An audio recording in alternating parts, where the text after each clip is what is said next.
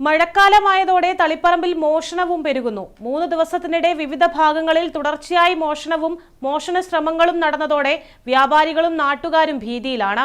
വീട്ടുമുറ്റത്ത് സൂക്ഷിച്ചിരുന്ന കാലിയായ പാചകവാതക സിലിണ്ടർ വരെ മോഷ്ടാക്കൾ കവർന്നു.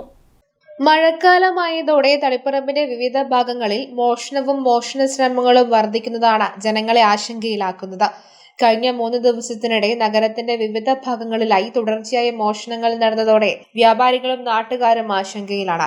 കഴിഞ്ഞ ദിവസം കാക്കത്തോട് ബസ് സ്റ്റാൻഡിന് സമീപത്തെ കുഞ്ഞഹമ്മദിന്റെ ഉടമസ്ഥതയിലുള്ള കുഞ്ഞാക്കന്റെ തട്ടുകട എന്ന സ്ഥാപനത്തിലാണ് മോഷണ ശ്രമം നടന്നത്. കടയുടെ അകത്ത് കയറിയ മോഷ്ടാവ് തെരച്ചിൽ നടത്തിയെങ്കിലും കടയിൽ പണം സൂക്ഷിക്കാതിരുന്നതിനാൽ ഒന്നും കിട്ടിയില്ല.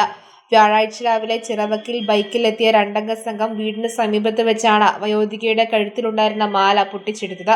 ഞാറ്റുവയൽ ആടിക്കുംപാറ സ്ട്രീറ്റ് നമ്പർ 6 വീട്ടുമുറ്റത്ത് സൂക്ഷിച്ച കാലിയായ പാചകവാതക സിലിണ്ടറും മോഷണം പോയി.